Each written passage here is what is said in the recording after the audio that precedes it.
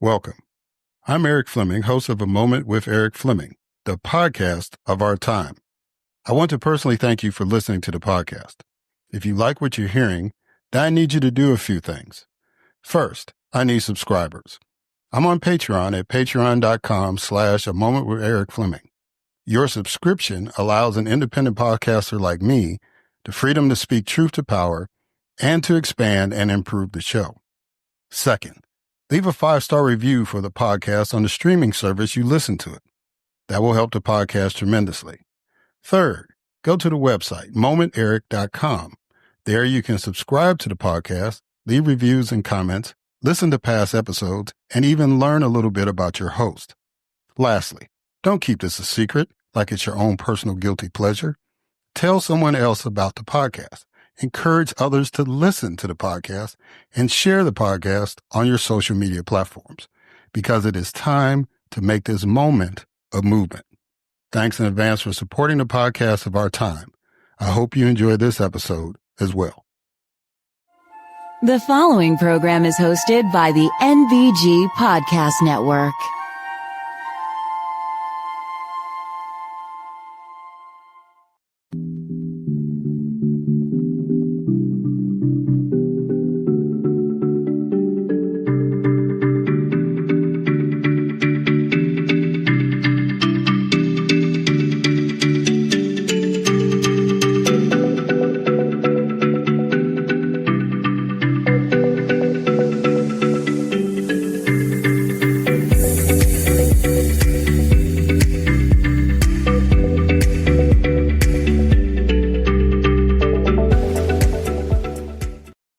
Hello, welcome to another Moment with Eric Fleming. I am your host, Eric Fleming. And today, I have a couple who I equate to doing the Lord's work in trying to build wealth in the Black community. So I'm going to spend a lot of time talking to them. And I hope that you gain something from that conversation. And I hope that inspires you to do something to help you, your family, or your community, especially in the Black community, to take steps to build wealth, right? Because that's very vital. And a poll came out and said that 83% of the people who did not vote don't like the current administration. So after the interview with my guest, I'll get into that a little bit. So let's go ahead and have a good show. And as always, we kick it off with a moment of news with Grace G.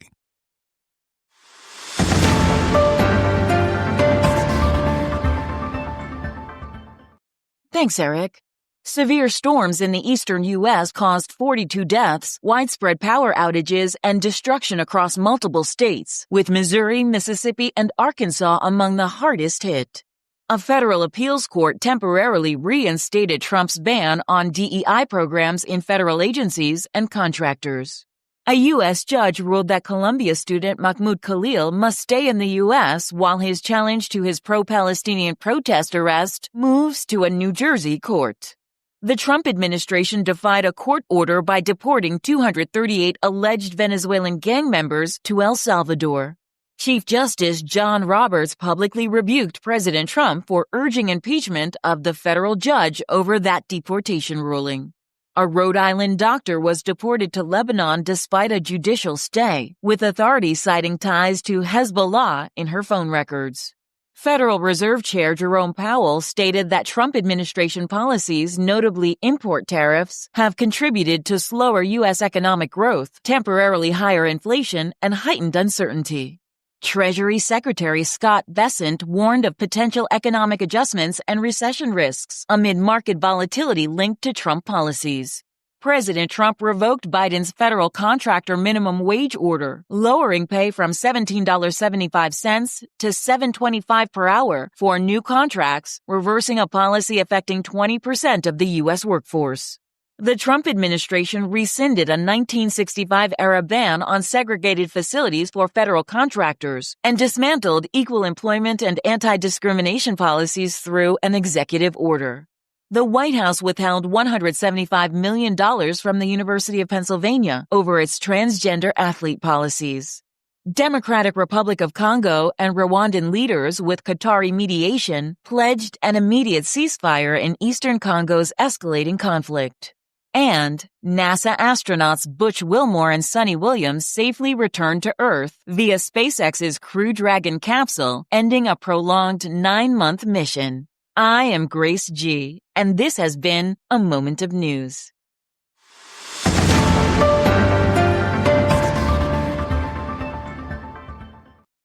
All right. Thank you, Grace, for that moment of news. And now it's time for my guests, Jasmine and Ellis Suazo, better known as the Wealth Academy. Jasmine and Ellis Suazo are the founders of the Wealth Academy, a leading insurance agency in the United States focused on empowering individuals to achieve tax-free wealth through innovative strategies in the life insurance industry. Established in 2018, the Wealth Academy has rapidly expanded from its startup roots to become a prominent national financial firm, boasting a network of over 2,500 licensed agents and operational offices spanning Chicago, Dallas, and Atlanta. Together, they impart invaluable coaching and mentorship to aspiring entrepreneurs seeking to thrive in the insurance sector. Their commitment to innovation, inspiration, and impactful leadership shine through in all facets of their careers and personal philosophies. Ladies and gentlemen, it's my distinct honor and privilege to have as guests on this podcast, Jasmine and Ellis Suazo, the founders of the Wealth Academy.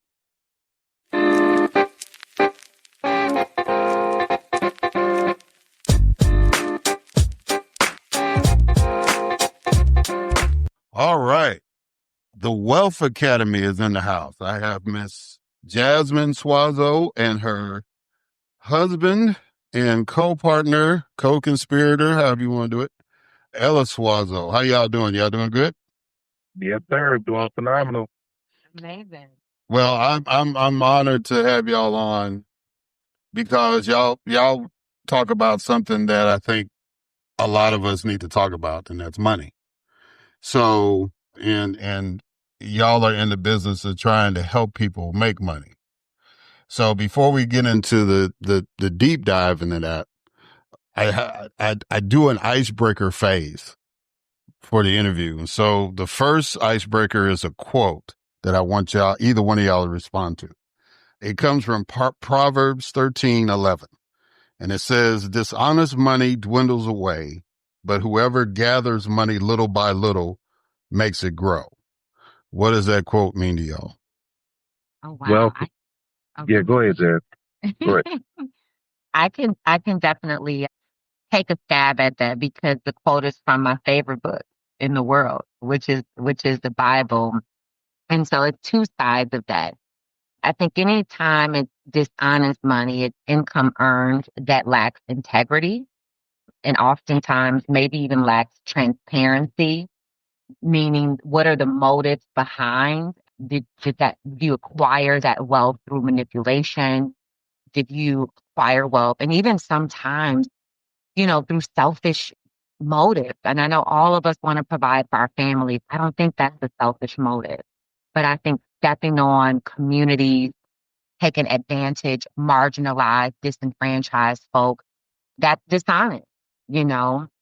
And then I think when you say little by little, the one thing Ellis and I have come to know is 100% true is that wealthy people have this one single trait in common, and that is delayed gratification.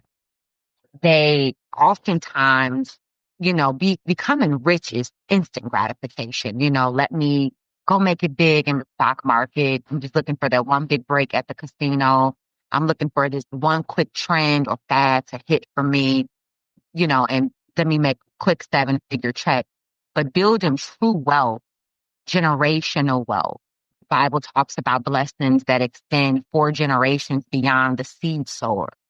That takes time, that takes sacrifice, that takes strategy, that takes resilience and commitment. And so, and when you say little by little, just kind of day in, day out, planting seeds, little by little. And also, eventually that little will become what in God's hands? A lot. And so for me, that's how I am, I guess, my interpretation, but there is a difference between information and revelation. And so I'll let Ellis kind of chime in. Sure. I think that was wonderful, Jazz. Just something that I think about when I'm hearing that proverb is just reminded of what God tells us, that everything works together, right, for his goodness, right? And so everything that we go through in life, from a kid to adulthood to high school, working career, everything that we go through is a learning experience for us to become better, right? Obtaining knowledge, having revelation, and eventually things come together for us to begin to multiply our income, our wealth, and just reminding people that, even in this proverb is saying, stop looking for shortcuts, stop looking for get rich quick schemes, just in a very plain, hey, this is not going to happen overnight, but if you truly believe and you take your time and you learn, then wealth will come your way, and it'll come in a good way, and it won't be taken from you so quickly. We've seen enough movies, of people rising to the top, quickly stepping on people, like Jasmine said, taking advantage of communities or people that are not educated. And sometimes it'll last for a while, but eventually it all comes down crashing and burning. And so don't do that. Plain and simple, how I take it. Yeah. Go ahead, Ms. Jasmine. I'm sorry. No, sorry. There was another, since we're in the book of Proverbs. Proverbs 10:22 is probably my favorite, just talking about the blessings of the Lord make it rich and add no sorrow. And so when God brings wealth, it doesn't bring his wealth, his blessings don't bring birth attached to them. And so, anywho, I just wanted to add, at any time God has blessed me, his blessings have never been a burden. Has it stretched my capacity? Sure. At times I felt overwhelmed and needed to learn how to trust him and surrender. And, I am not capable, which is why I need him. And so, yeah, we started with a good book, so you'll get me going on God for hours. Well, no, I mean, and I understand your background a little bit, and we'll dive into that a little later. So there's a game I play called 20 Questions. So I want y'all to pick a number between 1 and 20. And this might be the most political question I ask you, but you'll actually choose your own. So give me a number, please. 7. 7. All right. So what do you consider the best way to stay informed about politics, current events, health, etc.? Now, for me right now, it's been social media, it's been X, it's been Wall Street Journal, it's been Apple News. Those are the ways that I get my information quick today. Yeah, I would agree. I would say anything dealing with the economy. The economy, stock market, Wall Street will tell you what the government is about.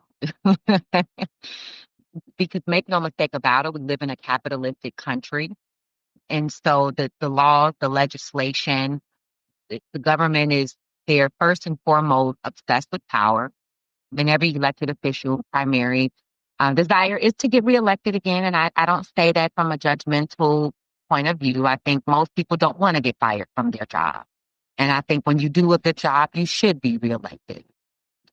But when it comes to, for me, I love analyzing what's happening in the market, because it doesn't just speak to our current rate of inflation, the ways in which consumers are impacted, but it also speaks to the future. What new companies are emerging in the marketplace, how that could impact federal legislation, how it could impact state government. And so gentrification, education, housing, I mean, we've seen it. So I love to start with the market because I think numbers are unbiased, and the numbers tell the truth regardless of what political party you affiliate with. And then, from there, you can, through reading books, published by economists, through reading just all different types of books that paint the picture of what's happening within our economy, how that leads out into social justice, how it bleeds out into funding for a myriad of government agencies. So for me, social media sometimes can be filled with everyone's opinions and criticism, but I love starting with the number. Yeah. All right. So what is the Wealth Academy and how did it get started?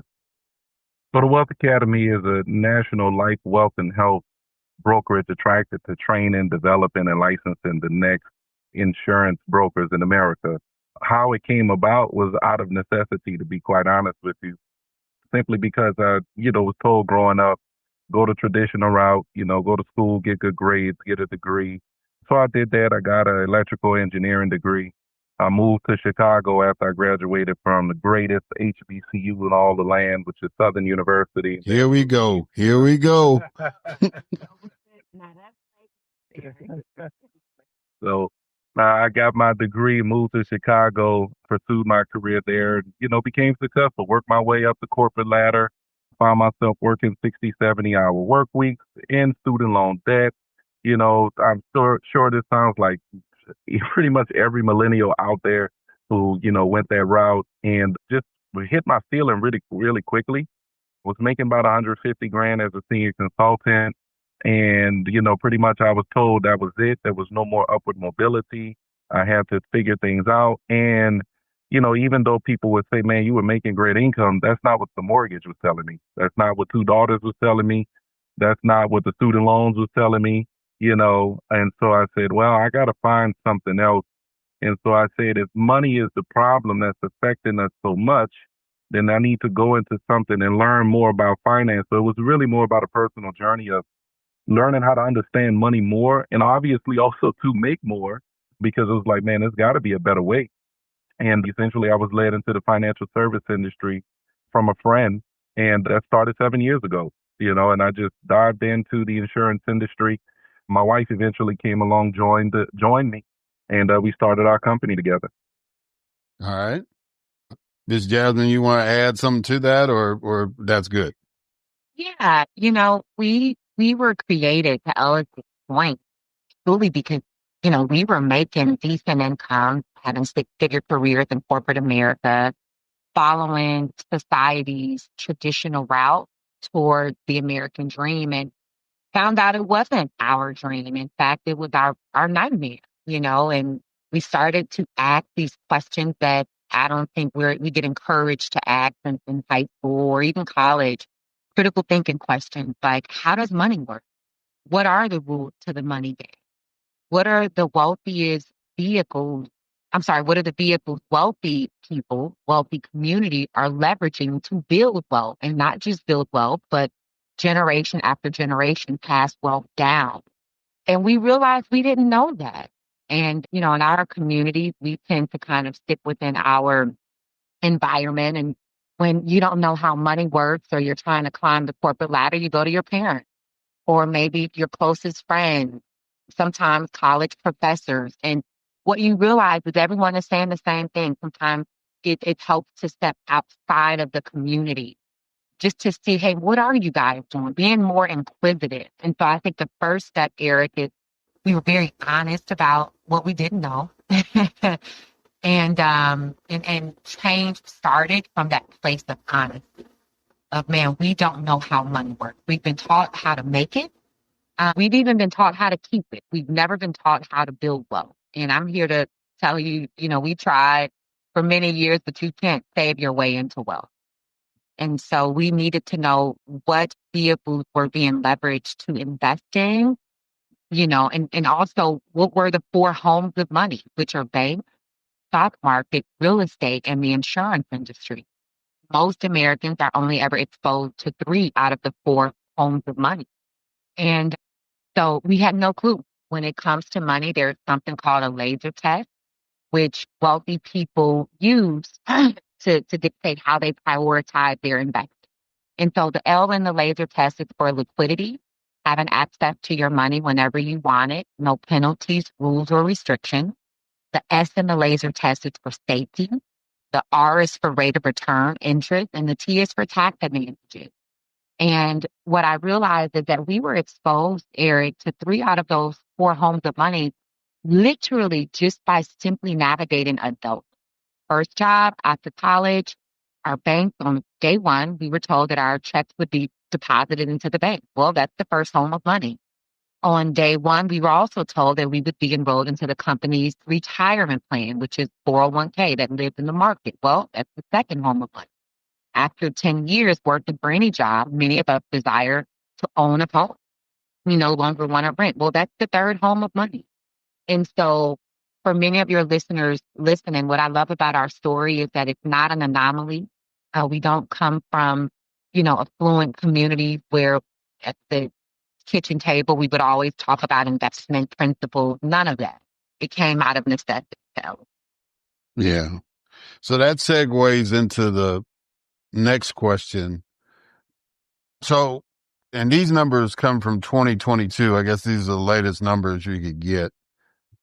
The median wealth of a white household in America is $284,310. The median wealth for a black household is $44,100.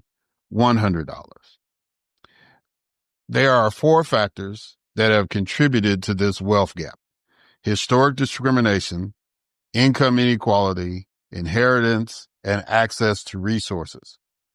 Would it be fair to say that your role in changing this dynamic falls under access to resources? Yeah, yeah, I would say access to resources. There is no pay inequality, and definitely helping people grow there. So, as you were saying that, I'm glad you gave those updated numbers because I was actually looking for that because the last one that I saw was from 2016 and it was 171,000 for white families and it was 17,000 for black families. So we grew a little bit in the last, 5, 6 years there from the 2022 to 48,000, but also, so did the Caucasian families grow up to, you said 285? Basically, 284, 310. Yeah, so man, 285. And so one of the biggest contributors to that, obviously all of the 4 things, but there's one thing that pinpoints that, and that was access to real estate. And so, our lane obviously is in financial services and insurance, but through studying, different things, we found that the reason why that gap has been so big is because we weren't allowed to get real estate, right? And then we had bad deals. And, anytime a major interstate needed to be created, like the Dan Ryan in Chicago, that cut through, black communities. And, so people were kind of pushed out of their homes. It was taken away, or they were given, pennies on the dollar for the value of their real estate. And so, as you stated, inheritance. And so those pieces of property and homes were passed on to the next generation, and they just continued to grow in value. And people were able to take lines of credit out against their homes and, put their kids through college and keep the flow of income going. And we didn't have that. And so, that's something that I talk about a lot. And that is one of the key areas of the Wealth Academy is to provide the resource, and the information and the way to make the income and the way to grow the money so that you can begin to invest in other things. And so, one of the biggest things for us is teaching the foundation to a portfolio, which is something safe, guaranteed, and secured, which can be done through insurance products. And then from there, you'll be able to invest in real estate, invest in the stock market, have your money in the bank, because we're not against any of those things. We need all of them. And I think sometimes as a community, when you meet a real estate guru or you meet a stock market day trader or ETF or crypto, they all want to tell you that their way is the way and that's the only way. And that's not true. We need all of them. But the first thing is that you would not build a house on sinking sand. And you will find, just go to the Rockefellers. Just go see what they've been doing for 7 generations. It's called the waterfall effect. And they've been utilizing insurance products for generations, 7 generations to be exact, of how they've been able to maintain their wealth, grow their wealth, and keep a lot of their wealth from out of the hands of Uncle Sam, paying taxes, inheritances, and all of those different things. And so, yeah, that's a nerve right there for me, man. Yeah. So I guess I'll add by first letting everyone know what the mission of the Wealth Academy is. Earlier, Ellis explained who we are. We are a national financial agency specializing in life insurance, supplemental health insurance, and retirement plans. And what we do, Eric, is we attract, train, and develop the next generation of licensed brokers within our industry. But our mission is to close the racial wealth gap by equipping middle market America with the knowledge, skills, and ability to live a life of prosperity and purpose. And I think the first part of that is the knowledge. And before we get to the resources, we must place a heavy emphasis on the financial education that's lacking within our community. We are not taught the four homes of money. For your listeners, the four homes of money is a concept that is widely known among economists, among Wall Street. Everyone knows the four homes that every single person in the world, over nearly 8 billion people, have all of their money in. We all have our money in one of four places. And so why aren't we being taught in school how to properly leverage these vehicles so that we can also win the money game? And so when you think of resources, I think the first step is educating people, right? And then teaching them how to leverage the resource to build wealth. So for most African American communities of color in general, when we hear two words like insurance, we are taught we immediately think death. Would you agree there? That is exactly what people think. And yes, there are communities of people in this same country who, the minute they hear life insurance, think wealth. And it's because, and here's an interesting stat. 56% of Black Americans own life insurance. So we are actually the most insured demographic in the country. And so then the question begs, why aren't we properly leveraging the vehicle? Well, you just answered it, because we think it's just another monthly bill. And in order for you to win, you got to lose. We've never been taught that insurance is a non-traditional investment strategy, investment vehicle where people are building tax-free wealth, where you can build tax-free wealth. And so when that 56% of those Americans, I want to break that number down. 50% of them, so I want to be clear, only have life insurance protection through their employer. And so when they are answering this poll, do you have life insurance? They're going back to the trajectory of the American dream. First day on the job, sit down with human resource, you enroll into the company's benefits package. And what does the HR person say? Well, thank you, Mr. Eric, for joining XYZ company. We will provide you dental, health, insurance, vision, right? These are your benefits. Well, that's actually not a licensed agent who can properly and fully educate you on how to leverage the industry. They're simply telling you where to sign. But for many of us who are boggled down with several competing priorities, I remember I was one of them, whether you're a wife, a husband, a parent, community member, a son, a daughter, you have a host of obligations. So in your spare time, maybe you don't Google, right? Well, how do I leverage insurance to build wealth? So now that's your knowledge of it. You check it off of your box of being responsible. I have insurance. And so when we talk about resources, the first step of what we do is bring the knowledge, equipping middle market America with the knowledge. Actually, life insurance has nothing to do with death. That's actually the third benefit of life insurance. Every policy should have living benefits that allow you to withdraw monthly income from the policy while you are alive. If you ever get sick, hospitalized from COVID, bad car accident, cancer, stroke, heart attack, several qualifying medical conditions. And then there's also an investment vehicle built inside of your permanent policies that allow you to build cash value. And so what we do is first bring the education, and then we bring the services. And I think my favorite part is that it's free. You know, all of the carriers that we represent, they pay us if and when we find a suitable service, a suitable product for our clients, but we're able to cross-reference multiple companies to ensure that our families are receiving the best policy, the best financial plan that is in alignment with their long-term goals. So I want you to kind of expand on that in a minute, but I want to go back to something that Ellis, he had mentioned cryptocurrency and Forex trading. What are y'all, Ellis basically said, he didn't really have a problem with it, but what do y'all think about that?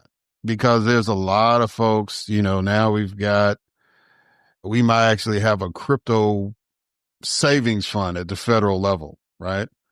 So what do y'all think about that as far as, cause like Ellis said, a lot of people want to say this is the only way, right? And, how to kind of, Ellis, if you want to expound on what you meant by that, and Miss Jasmine, if you want to add into it as well, but just your thoughts. Cause, I'm in a Black community. So, if it ain't the crypto emails I'm getting, it's the Forex emails.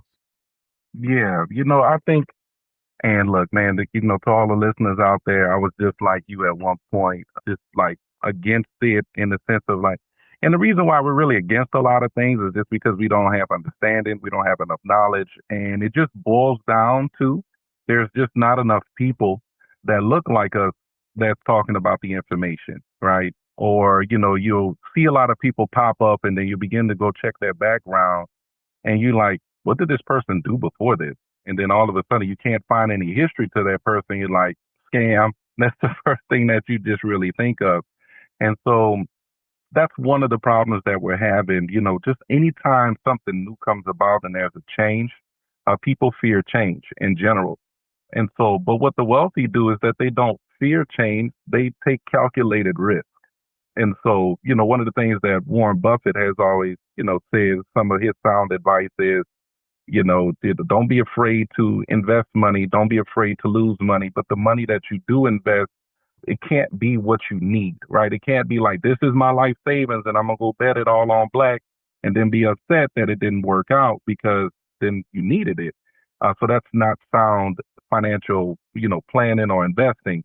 But, just to get back really to the question of crypto, I think it all starts on making sure that you are, following or have some advice from a person that's been doing it for a long time. They have sound financial, backing already. They've done successful in other things. And so they're not just giving you something off the whim because they just learned it. You know what I'm saying? That's really the first thing. And then if you can't afford to put a little bit into something and see how it works for you, then do that.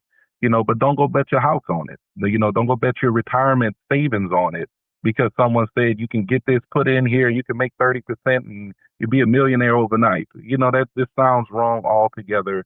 And I don't think any person that has any financial sound investment strategies would ever tell you to do something like that. Right. So that's really just a high level general statement around anything that comes up that's new. You want to make sure you're getting advice from people who have history of being successful, credible in their industry, right? Giving you enough information and they're not afraid to answer the questions and they don't glaze over questions that you ask. So if you're dealing with someone that's not wanting to give you a direct answer, then you should run from that person, just to be quite honest with you. Right. And so that's kind of my thing on anything that comes up new when it comes to crypto, ETFs, Forex trading, things of that nature. And also remember that the government is slow to move on new things because they want to see how it pans out. And they're also strategizing and watching to see if it's going to be beneficial for them. Right. And I'm going to tell you, in the long run, crypto is going to be something that the government is going to move on because they want to capitalize on it too as well. Right. And, Eric already said here, hey, they're already talking about having reserves in crypto. So just to know it's coming. Right. I mean, 3-4 generations ago, there wasn't money. All right. It wasn't money printed. And now today we have money printed. And now we've even moved away from money printed to more so it's digital currency. Our economy is no longer based upon a gold that's sit in Fort Knox. So, there's a lot of things when it comes to money that people have to be aware of and not be afraid of, but be smart. Yeah, yeah. I think back to that education piece. I think all of us, sometimes, in our community, Black folk are so skeptical.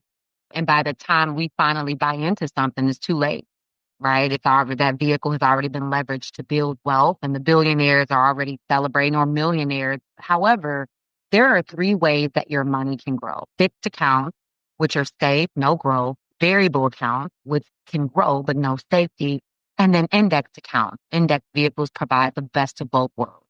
There's a floor and a ceiling. You have protection, but you also have growth. Crypto is a variable vehicle, and so it's relatively a risky investment, no matter which way you slice it. Generally speaking, high risk investments should make up a small part of your overall investment portfolio. And so I always say one common guideline is, take your age.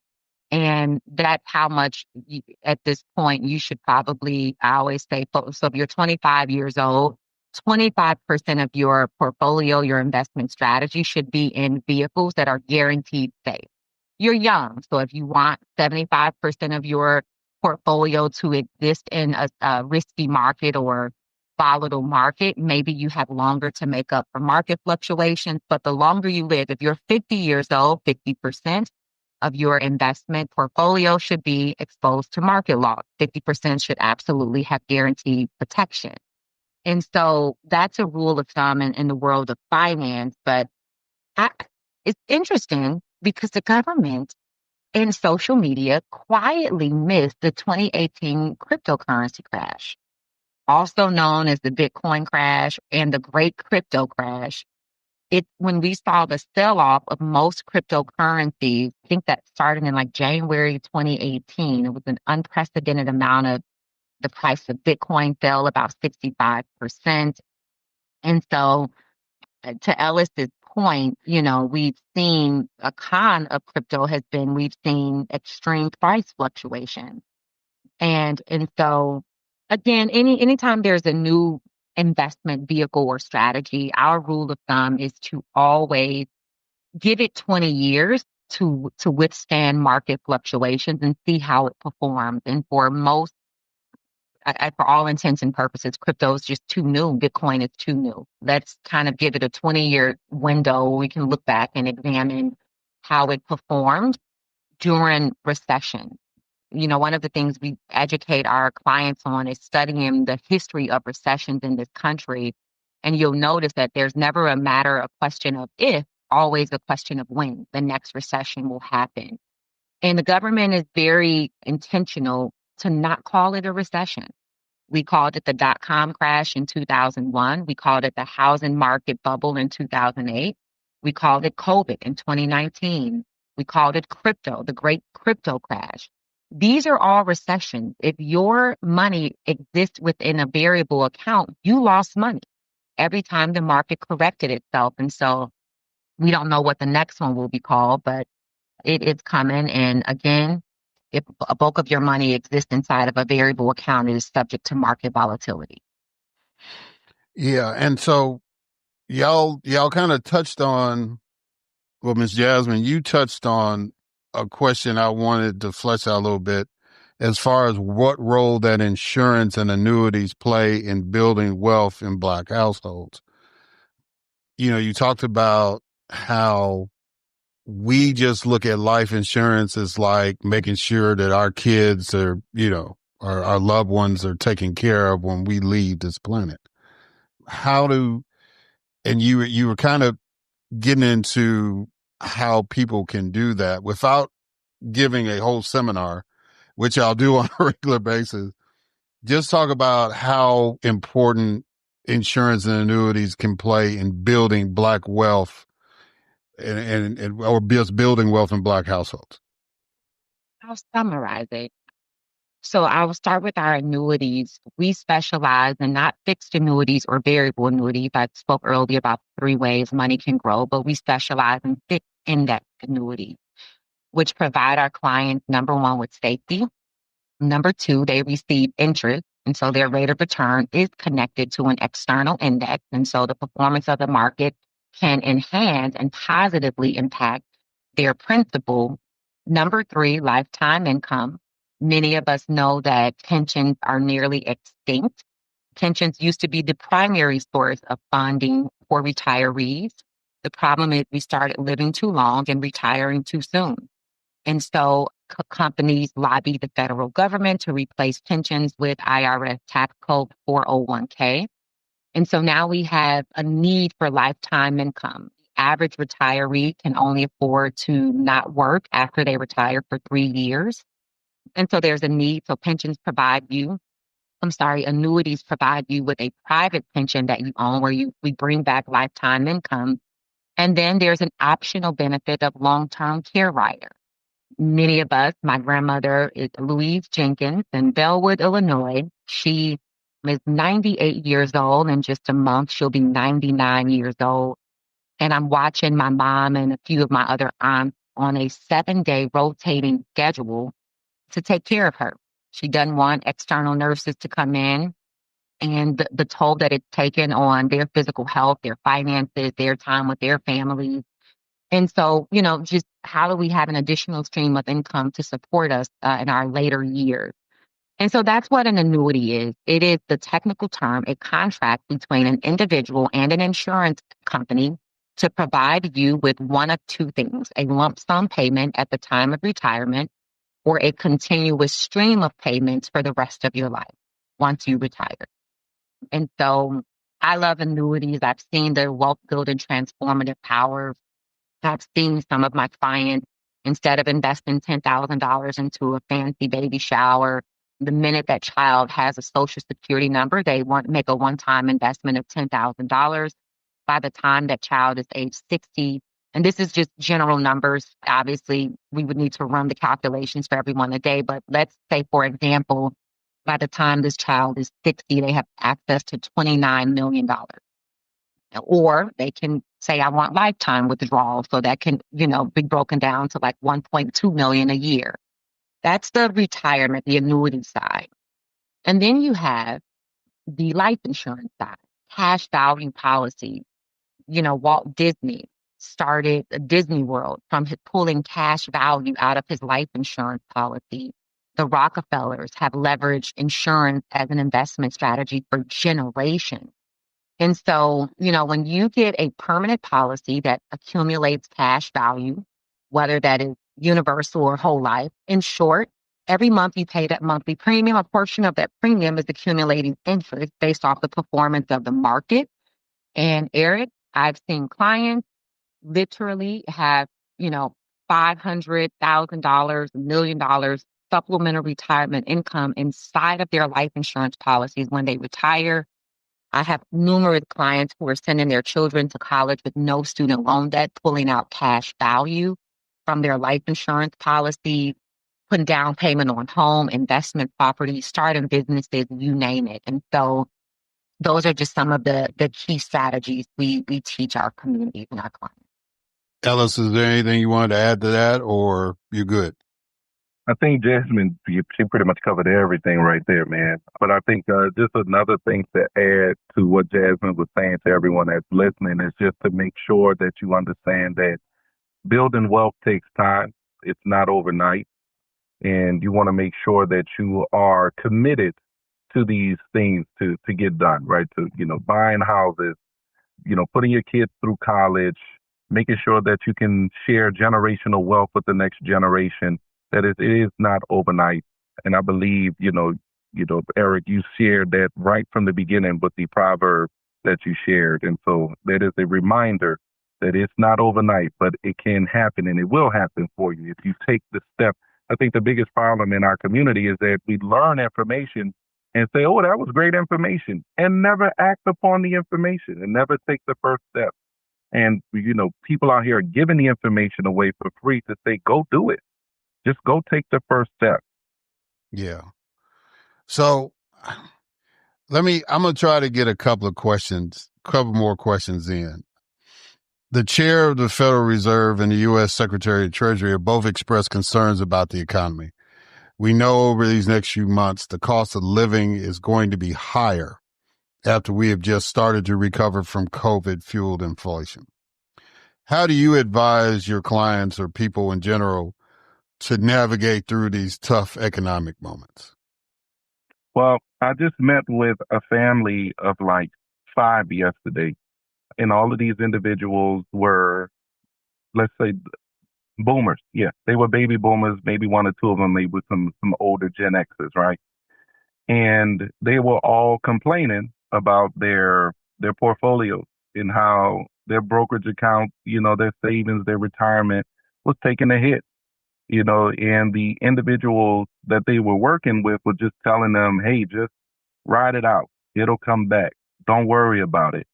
And so many of these financial advisors are just telling their clients to just sit tight, hold tight, don't do anything.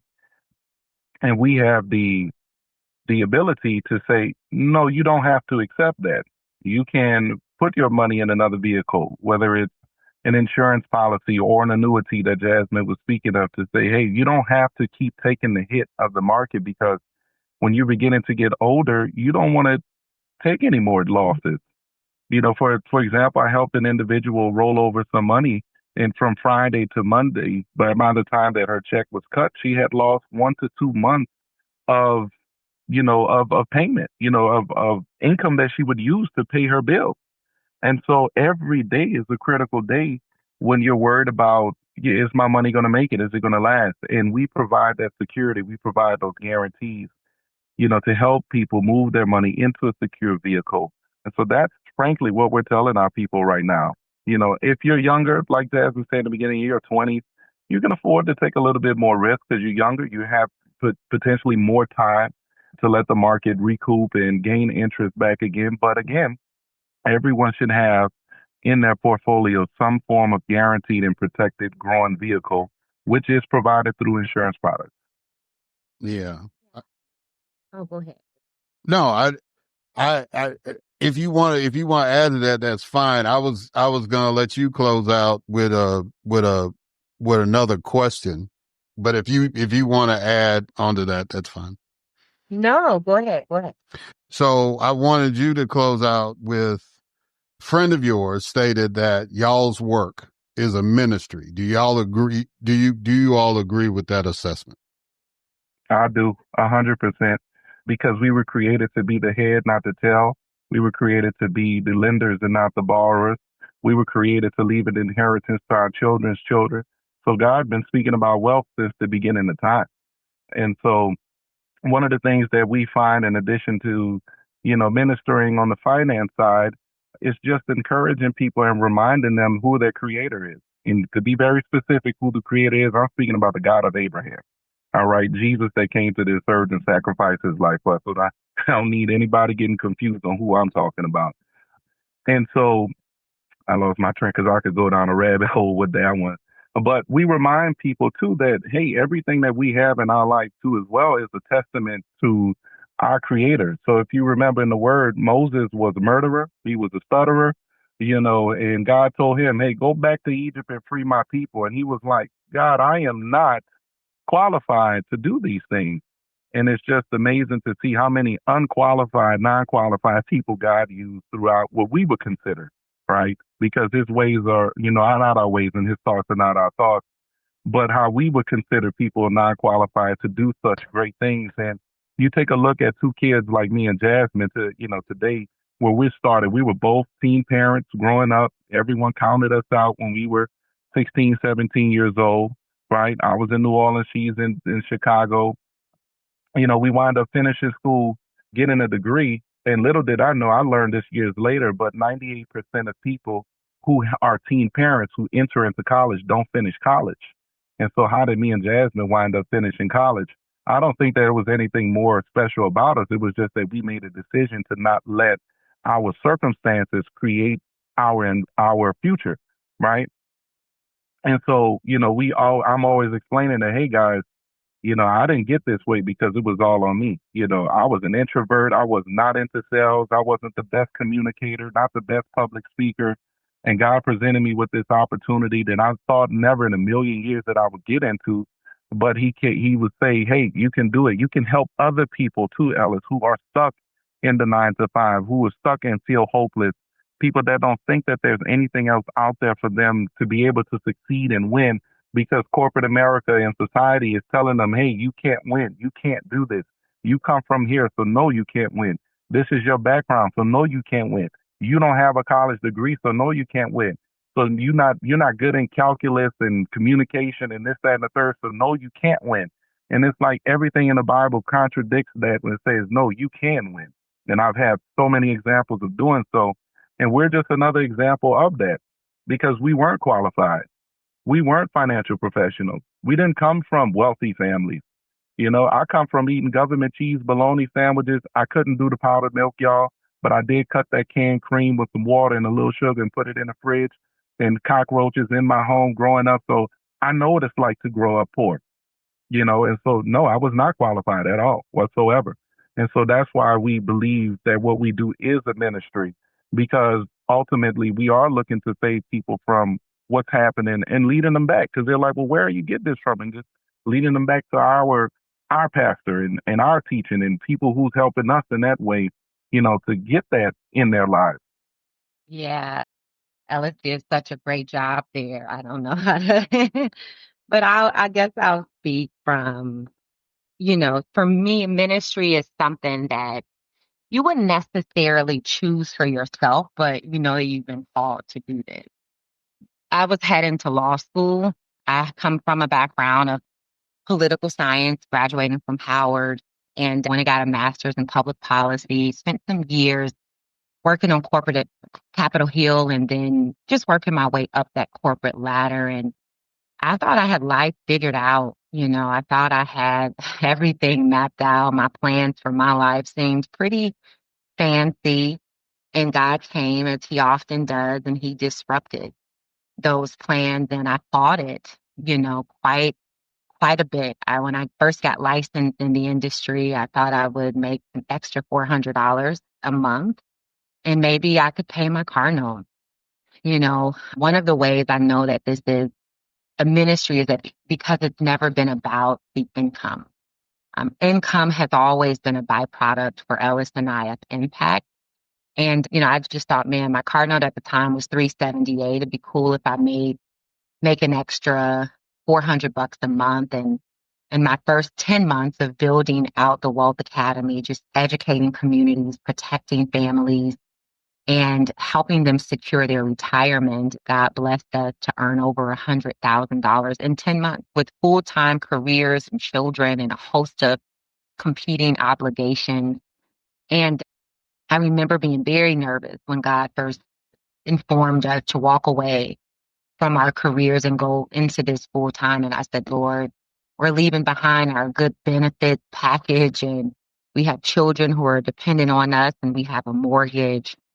And he just, said, I'm sending an army of people your way, of people who need this information. And so I always say I'm grateful that we were obedient. Didn't mean we always understood, but he positioned the Wealth Academy for such a time as this. The U.S. is currently undergoing what financial experts call the greatest wealth transfer in the history of mankind, in which a colossal amount of assets right now are changing hands, from baby boomers to millennials to Gen Z. And it's setting off a major chain reaction. You now have boomers who have done what their human resource directors informed them to do, what their financial advisors encouraged them to do, which was just wait it out. The market will come back. And now you have baby boomers and investors and wealthy people who are asking really smart questions. I don't want to wait it out because it's not just about the money. It's about the number of years that it took for me to accumulate that wealth. It may just be $30,000 to you, and that could just be peanuts. But if it took me 10 years to build that $30,000, these are the questions consumers are now asking. I no longer want my portion of wealth to live inside of a market that can go up and down based off of what a few people on Wall Street decide. And so right now we are sitting inside of a great wealth transfer where an estimated $84 trillion will switch ownership from boomers to millennials to Gen Z through 2045. and they're looking for safe vehicles. They still want their money to grow, but they don't want their money to be exposed to market law, right? And they want tax efficiency. They want tax deferred growth. They don't want to pay costs anymore. Every time that advisor moves your money, they're making money off of your money. And so again, I think the ministry part simply comes through obedience and surrendering, because never in a million years did we come into this thinking we're going to build $1 million agency. I just was looking to see if I could pay my car note, get a state license, maybe help 1 to 2 people. And through that obedience, we now serve over 50,000 clients annually. And we've been in business for 7 years. We have 3 physical locations: Chicago, Illinois, our flagship. Well, let me be clear, Eric, since you're from the Chi, Oak Brook, Illinois, Dallas, Texas, and as of March of last year, Atlanta, Georgia. And so that is, I wish I could sound super sophisticated and say that's always been the goal, but it has not. The goal has always been obedience. And through that obedience, we're starting to approach upon the promise. Yeah. And that, real quick, that's, when I was younger, we talked about the prayer of Jabez and the anointing about expanding territory. And that's basically what faithfulness is all about. And I'm not going to get into a sermon either, Brother Ellis, but I just, I wanted that to be highlighted. So let's get to the favorite part of mine about the interview. And that's y'all plug how people can connect with you all, about, the Wealth Academy. If somebody wants to be, work with y'all, or somebody just wants to be a client or just want to pick y'all's brain like we're doing today, how can people get in touch with y'all? I'm real easy to find. Instagram, Mr. Wealth Academy. So MR Wealth Academy. Jasmine's the same way. MRS Wealth Academy, Mrs. Wealth Academy. I'm on Facebook. My name, Ellis Suazo. Our Instagram for our company is called Wealth Academy Network. We're real easy to find. Never hard to get in touch with us. We'll always respond to our DMs. People just reaching out to us. Well, Jasmine and Ellis Suazo, I greatly appreciate y'all's time. Y'all gave me a lot more time than I anticipated, but I think this is going to be beneficial to people, and hope that the listeners explore the opportunities and get with you all. And I agree that it's a ministry. A lot of people don't make that correlation, but when you're obedient, then you see abundance. So I'll just leave it at that. And I just thank y'all for coming on the podcast and sharing with us today. Thank you. Thank you so much. All right, guys. And we're going to catch y'all on the other side.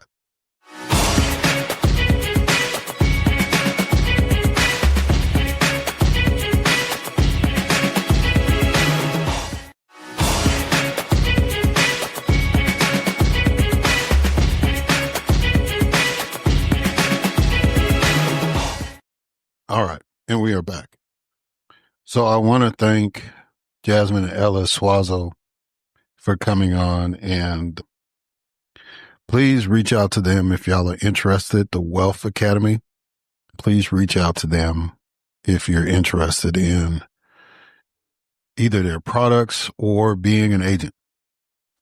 They're continuing to build, and in the process, as they continue to build, they're trying to help us build wealth. Excuse me. So I really am glad that they took the time to come on, and I'm so glad that I was made aware of their existence, because anybody that is trying to help Black folks gain wealth is doing the Lord's work in this country. So I want to thank them for that. I had something else lined up for you all today, and I'm kind of upset because it did not happen.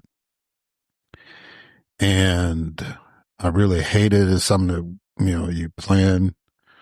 Most of the guests that I have on, we kind of plan this out months in advance. And when it doesn't happen, it doesn't happen. But we're working to see if we can get it for the next episode. And if we can do that, cool. If not,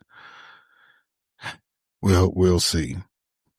But anyway, so I just wanted to acknowledge that because I'm feeling some kind of way about it.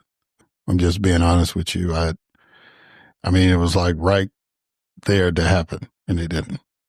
And I guess that's a good way to segue into what I want to close out with. Because, in the 2024 election, we were really, really that close to saving our democracy. We were really, really that close to maintaining a sense of normalcy. And 1.5% as far as the popular vote, and merely thousands of votes in certain swing states. And now we've got this air of surrender that's out there. We've got Republicans surrendering to their leader, and we got Democrats surrendering. You got a few folks trying to stand up for stuff, but the leadership is not ready. They're just not. And that's really, really disappointing. This was a moment.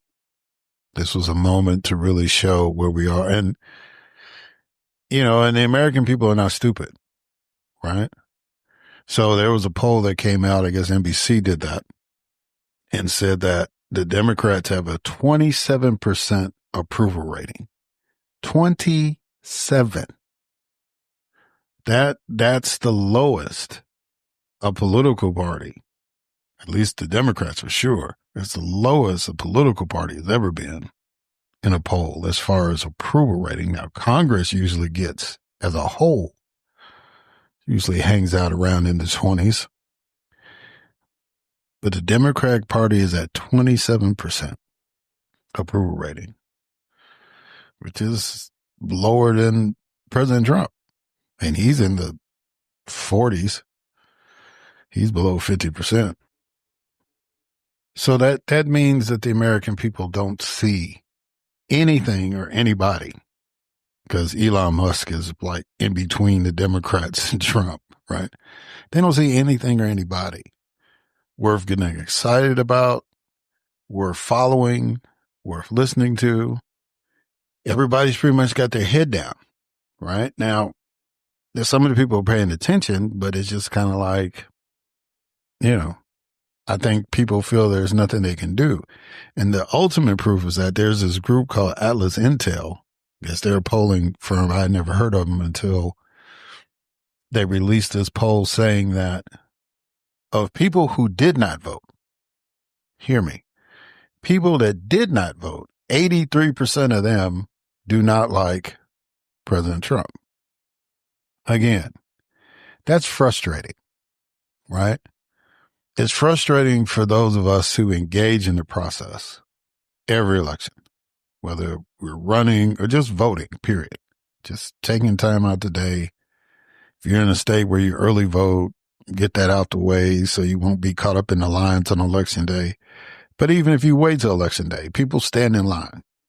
You had half of the American population take the time out to vote. Right? We've been steady seeing around anywhere from 140 to 160 million Americans voting. But we're a population of 330 million and growing, right? We'll see what the next census says. We've got about, 5 more years? Because the way things are going, people are trying to get up out of here, right? Even if they're just trying to go to Canada or Mexico. People trying to get up out of here. The people, they're trying to kick people out. So it'll be interesting to see what the census is in about 5 years after putting up with all of this, right? But 83% of the people who didn't even bother to vote are like, what are we doing? Which I think in their minds justifies why they're not voting. Because they don't feel that they can make a difference, but they're not naive to the point where they don't understand what's going on, and so they don't like what's happening. So let's do some math, right? The majority of people who didn't even participate don't like what's happening, and the alternative is not liked at all, right? The loyal opposition is at 27%. And when they had a moment to shut the process down and take a stand, they cowered. They didn't walk out during the address. 10, they needed, the Republicans needed 8 votes to get the budget passed, and they got 10. One of their own people didn't even vote for it. And the Democrats gave them 10, including the leader of the Democrats, Chuck Schumer, on the Senate side. And, he's been on the TV, and every time he comes on, I cut it off. Because there's no way to explain that to rational people. We don't process information the same way as Trump supporters do. We understand that you dropped the ball, and there's no way you can talk your way out of that. There's no way that you can lie your way out of that. There's no way that you can charm your way out of that. You dropped the ball. And that's why 27% of the people, only 27% of the people, like the Democrats. So that means what, boys and girls? 73% of Americans don't like the Democrats, don't approve. They either don't approve or don't care. You can't win elections like that. You cannot. 83% of the people said they don't like what's going on, but they're not going to vote because there's nothing to vote for. There's no option for them. So close. So close to building on the successes that President Biden was able to do. So close from disinfecting us from Trumpism. And the Democrats dropped the ball. That hurts me, because unlike a lot of people, I actually was engaged. I was a leader in the Democratic Party in my state. I was on the DNC. I've given speeches for candidates in other states. I've done that in my life.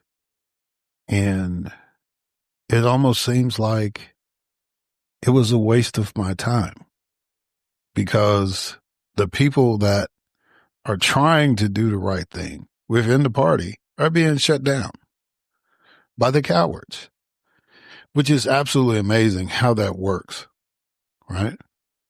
How do we get to a point in America where people that are small-minded, people that are cowardly, people that are not leaders, how are they in positions of power? No, money in politics, excessive money in politics. Everybody got their hand out to get paid. And the people that are getting paid don't give a care about us. And when I say us, I can mean black folks. I can just mean Americans altogether. They don't care. They have ideas. They think this is the way we should portray a message. They believe this is a particular message they should get out. And they try to force feed it. And it doesn't work. Whereas the other side has effectively taken advantage of people who may not totally understand what's going on, but they've created this whole echo chamber system, where they don't trust anybody else that has a different opinion, let alone like them, right? And so they just, they think they're right. And so they just go ahead and vote accordingly and act accordingly, right? Then there's this incredible insecurity that's out there, right? That for some reason they think that those people who they have oppressed all these years are going to oppress them.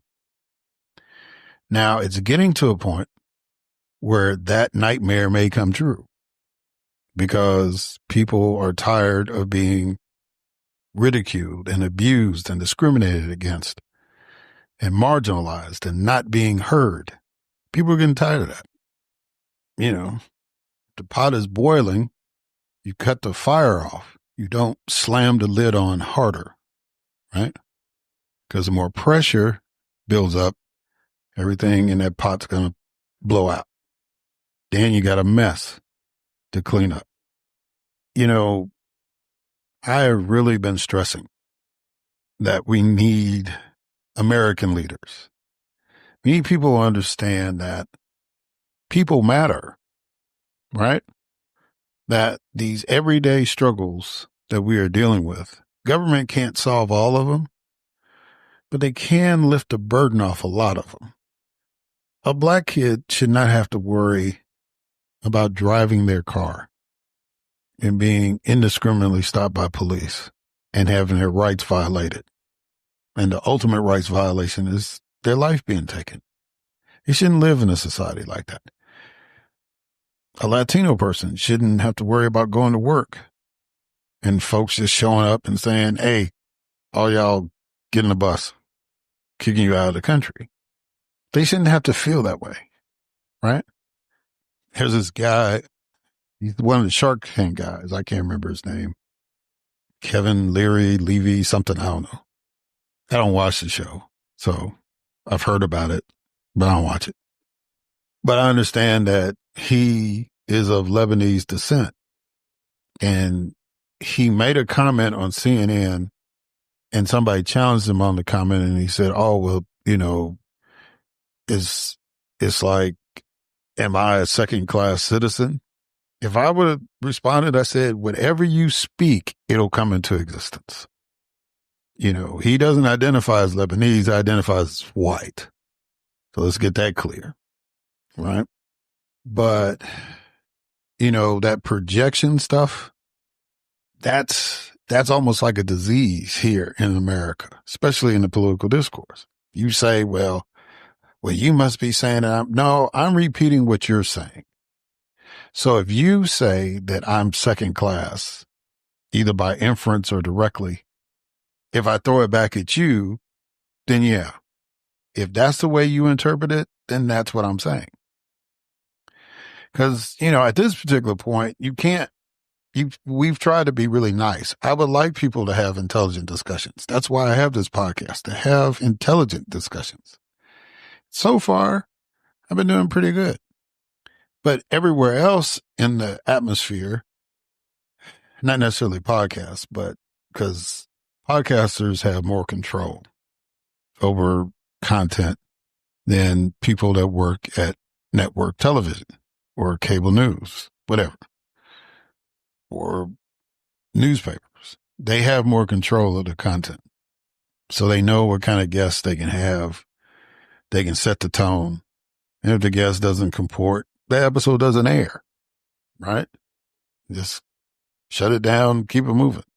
You have that freedom as a podcaster. These people do not have that freedom. And so they put people on like this Kevin Leary guy or this Scott Jennings or whatever the idiots you want to put on. And I say idiots because, you know, you might know something, but that doesn't mean you know everything. I would never accept an invitation to go on a show that talks about neurosurgery. Did not go to school for that. Did not train for that. Barely even knows that, you know, that profession exists. Never had to have one. Have known a couple of people that are into it, but I couldn't be on a show and have an intelligent discussion about neurosurgery. I can have an intelligent discussion about politics, but there are some people that are in politics that shouldn't be on a national panel either because they've been able to get by, but they don't have total comprehension, right? But, you know, you're sticking a lot of people on there. They're loud and they look good on TV. So you stick them on there and they have no clue what they're talking about. You know, we don't need sycophants on TV, you know, not unless they did something like storm the Capitol building or something like that, you might want to ask them why they did that. But as far as like discussions on issues, no. Because, they're no different. It's just like a sports bar, right? You go to a sports bar, you may run into a person that actually played the sport at a professional level, but very rarely, right? And if you engage in that conversation, I usually defer to that person. I may not agree with what they're saying because it may have a negative impact on the team I'm supporting or whatever, or the point I'm trying to make. But I have to respect their opinion over mine because they actually played the game. Now, if you actually had a bunch of them, say 4 or 5 of them in the discussion, and they all played the game, oh, well, that's going to be an intelligent discussion. And there's going to be different viewpoints. And everybody will learn something from it because all of them have expertise, true expertise. Doesn't matter if they rode the bench or they were like an all-star. They all made it to that level. So they all have valuable input. But, you put me in a conversation with guys that are in the Hall of Fame, and I'm trying to tell them about their sport. Yeah, that's not how it works. As a fan, I have my opinion and I root for who I want to root for, but they have the expertise. And that's kind of like where we are now, even though every citizen should participate in politics, but not everybody that participates is an expert in politics, right? Because if they were experts, the 83% that weren't pleased with Donald Trump would have voted and would have voted against him. But they didn't even, their thought process was so jaded that they didn't even think that just voting for the alternative will make sure that guy's not in.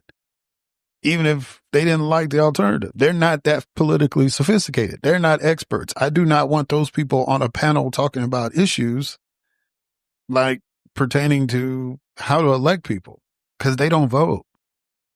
Now, I do want to talk to them about why they're not voting. I do want to talk to them about things that are going on in their day-to-day life because they are experts on their life. So what kind of struggles are you going through? Is it because of the job? You're not getting paid enough? Are you on some kind of disability? Are you being discriminated against?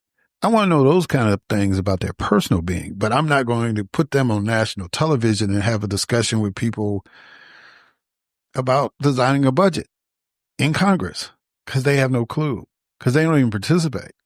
They don't even vote for the people that make the decisions. Y'all understand what I'm saying? We can't just keep sticking faces in places. And we can't assume because people make a lot of money that they're smart. I hear that all the time about this Elon Musk dude. And even this guy, Kevin Leary. These people are not smart people. I'm going to tell you the truth. The reality of the world is there are smart people and there are rich people. That's the world we live in. And the rich people can come across as being smart because they have access. But if you put them in an environment where you took away their money and had them next to really, really smart people, they'll be exposed. They could not survive. If they didn't have the money that they had, they could not survive. If they did not get that lick to propel them in a class where they could live comfortably, they couldn't survive. Could not make it at all. Would be lost. Probably be wards of the state. That's how bad I think some of them are. If they weren't born into affluence, if they weren't given a break based on privilege, they would not have access. They might not be. They might exist. Because that's how things work, unfortunately, here. And we got to get out of that notion that people that have money are smart. They are not. They might be good at making money, but that's it. If it's not about business, I don't want to hear Kevin Leary's opinion about immigration. I don't care. especially somebody that's in self-denial about their immigrant heritage, except when they want to use it and weaponize it. I don't care, right? Because if you come from people who emigrated into the United States, then you should understand that immigration is vital to the United States, and you shouldn't be holding up a sign saying mass deportation. You shouldn't embrace that philosophy. Because if America adhered to that philosophy, you wouldn't even be here to have that discussion. You'd be in Lebanon trying to negotiate between Hezbollah, right? I mean, that's my frustration. We got too many people given too many platforms.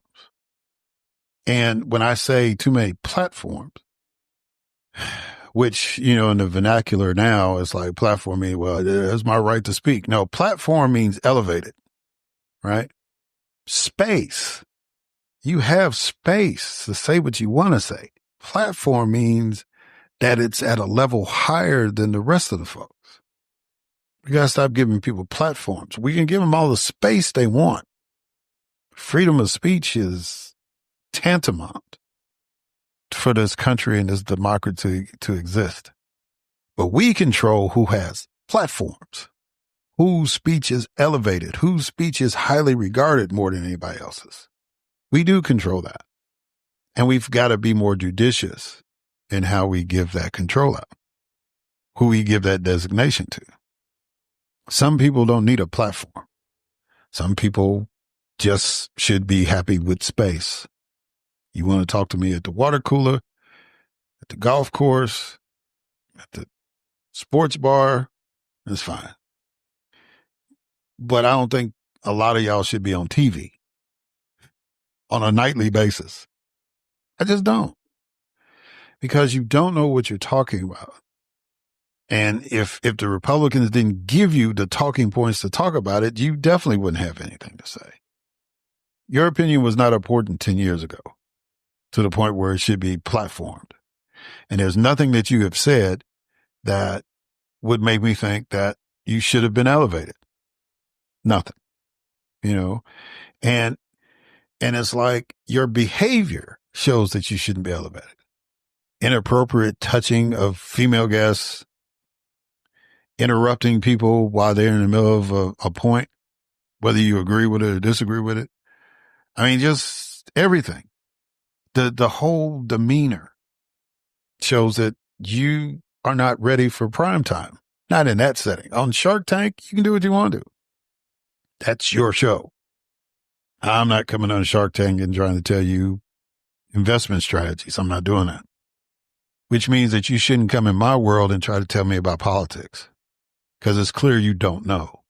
You have an opinion, and you should have space for your opinion, but you should not have a platform. You should not be elevated. You shouldn't be on people's TV screens where millions of people can watch you night after night. You don't deserve that. And the content that comes out of your mouth has proven that. Same with Scott Jennings. Even though he has a political background, he is not an astute thinker. He's not. There are people who are actually out here trying to put issues out, give both perspectives of the issues to educate the general public.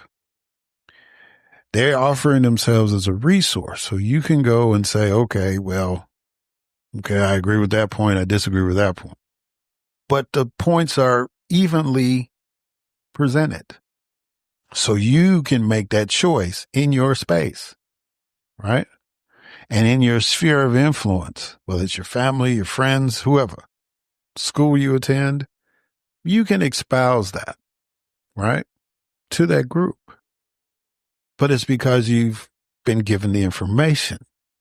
And as long as the information is presented and you decide to make a choice, that's fine. Whether I agree with the choice or not, that's fine. At least I can tell you were informed. Because not only do you make your point, but if you understand the other side, it helps you make your point better to challenge the other point.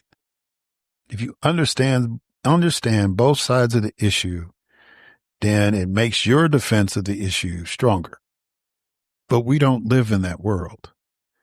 That's why they want to destroy the Department of Education. They don't care about education. That's why they're trying to shut down universities.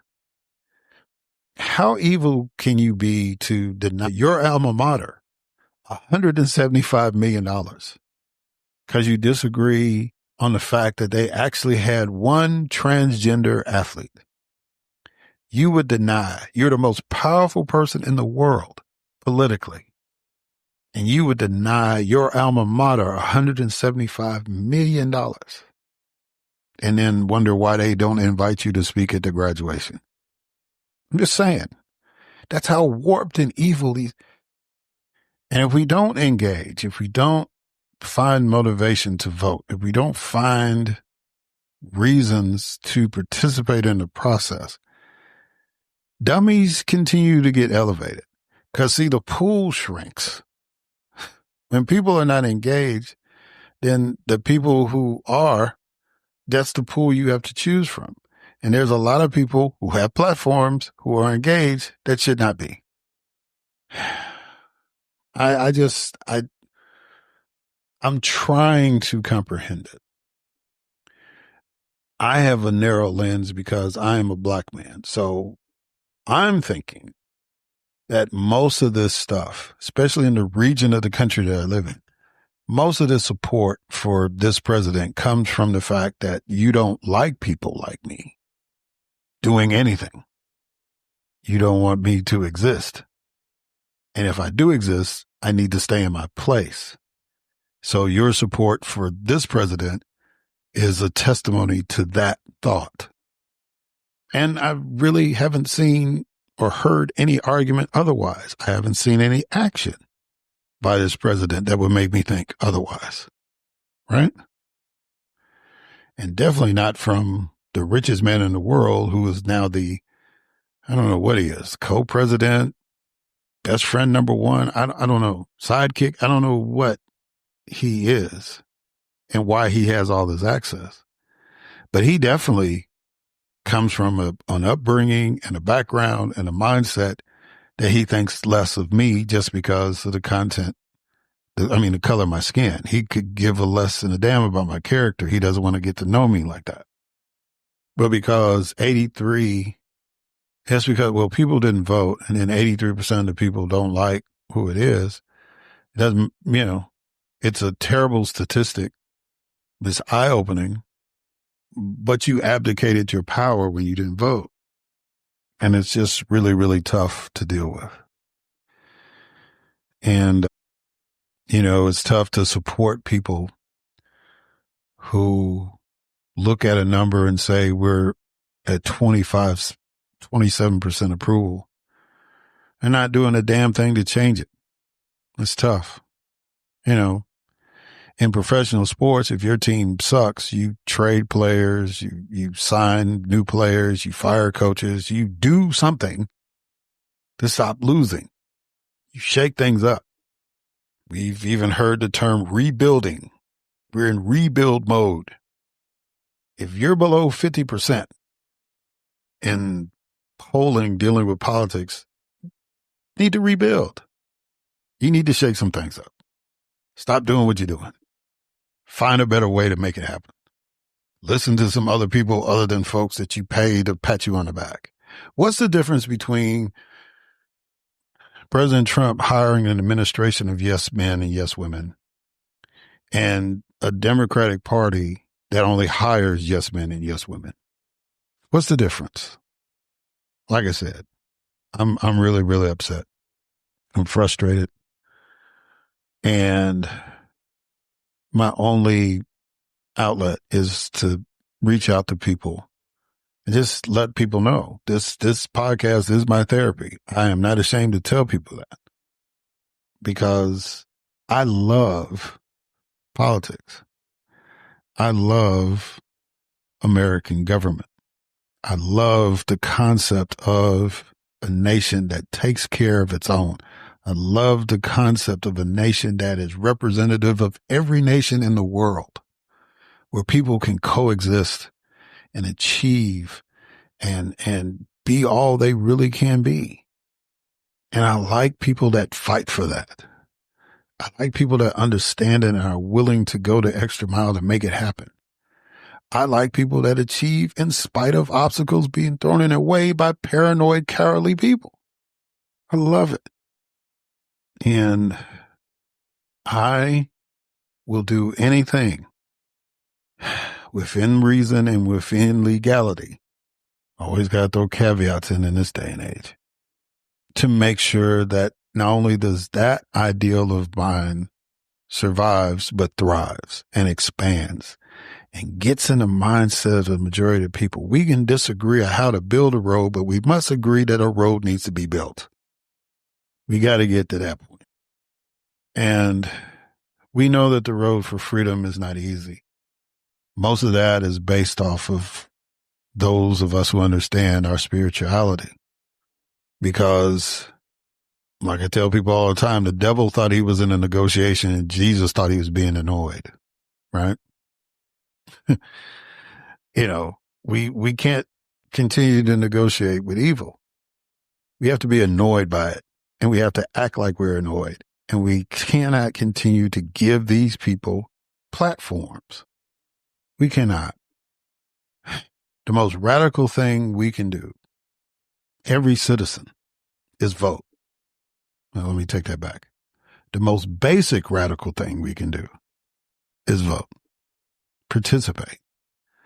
Don't let these people who have no empathy, that have no soul, that have no clear cognitive thought be rewarded with leadership because we stay at home. We seclude ourselves. We distance ourselves from the fray. We can't afford that anymore.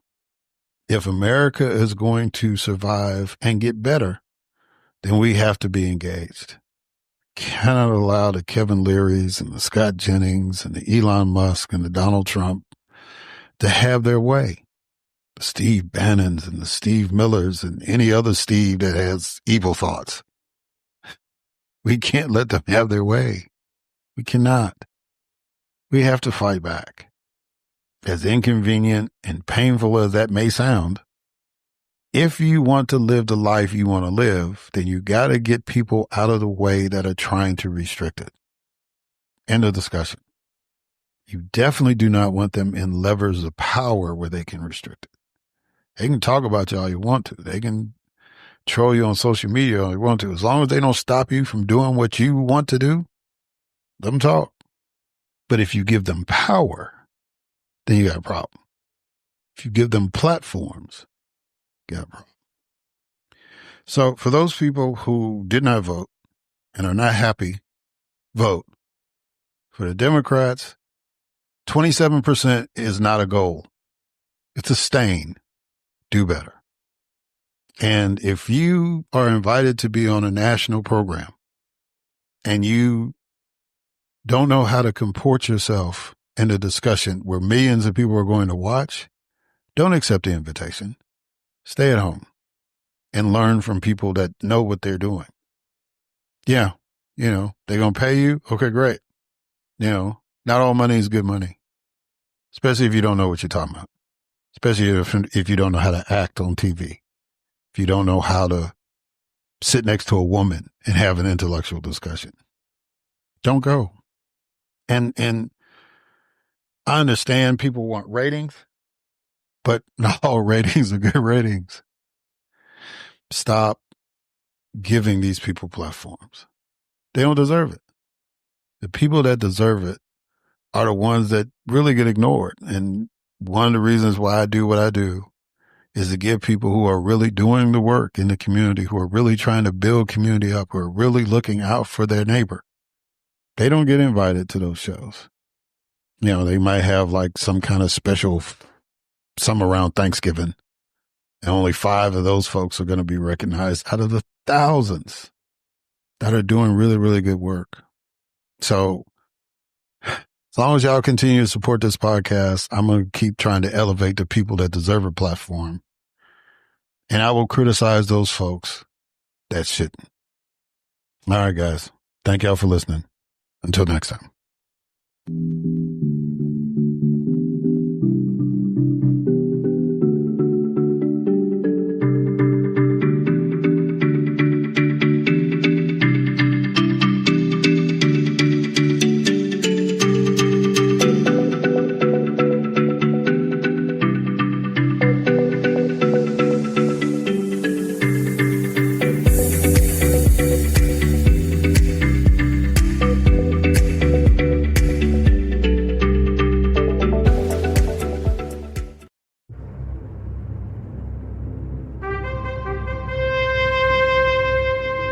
TPG Podcast Network.